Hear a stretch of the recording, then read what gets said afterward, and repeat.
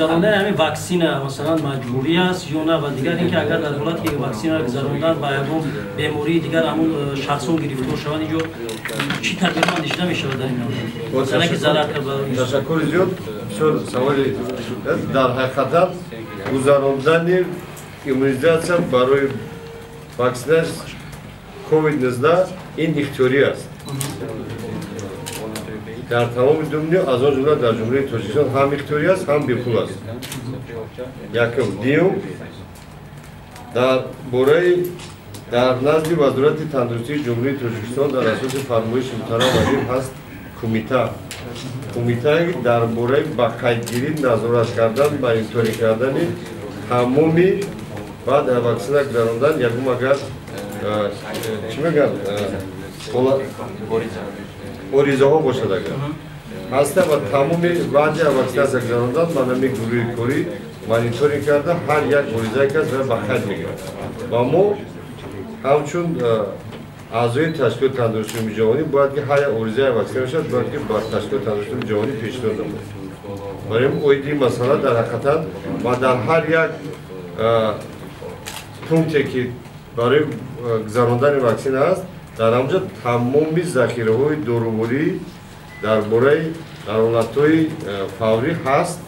و تمام کارمندانی که از ما آموزنده هستیم برای همه در تحت نظارت است و همش از آن جمله کدام ضد نشانده‌های هستند که کدام شخص باید واکسن گذرانده نشود همه دستورالعمل شده هستند همه جدو دستورالعمل درباره گذراندن چه باید واکسیناسیا گذراندن چه باید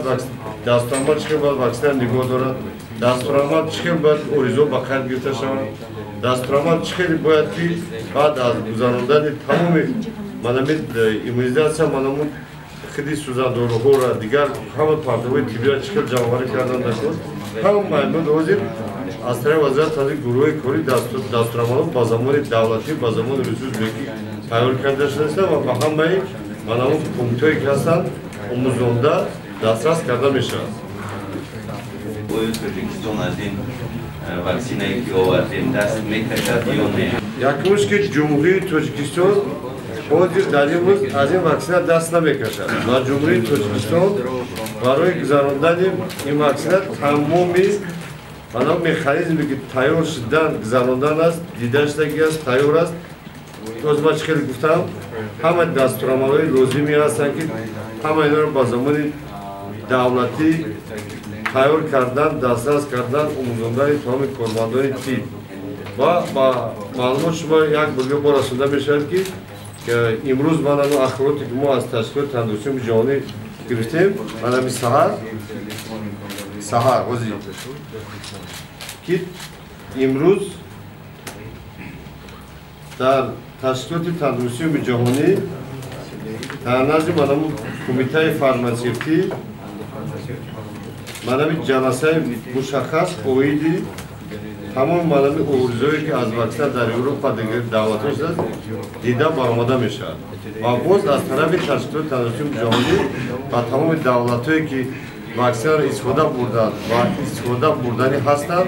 معلومات مشخص باید اوریزه‌ها پیشنهاد کرده میشود برای همین ما هم عضو تشکیل تندرستی جهانی هر روز همکاری داریم تمام اخبارات را دسترس میکنیم به امروزه منابع سحر آمادگی است اینا مرحمت من خیلی پیشنهاد آمادگی است خب بر اساس بعضی از همون معلوماتی که در رسانه‌های اینترنتی امروز پخش می‌شود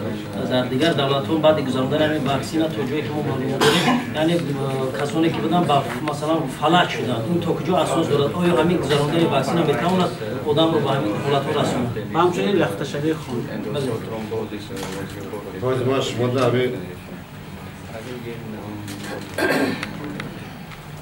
امروز ما بگم تمام چیزی که در اینترنت هست در مسئله منابع واکسن من امروز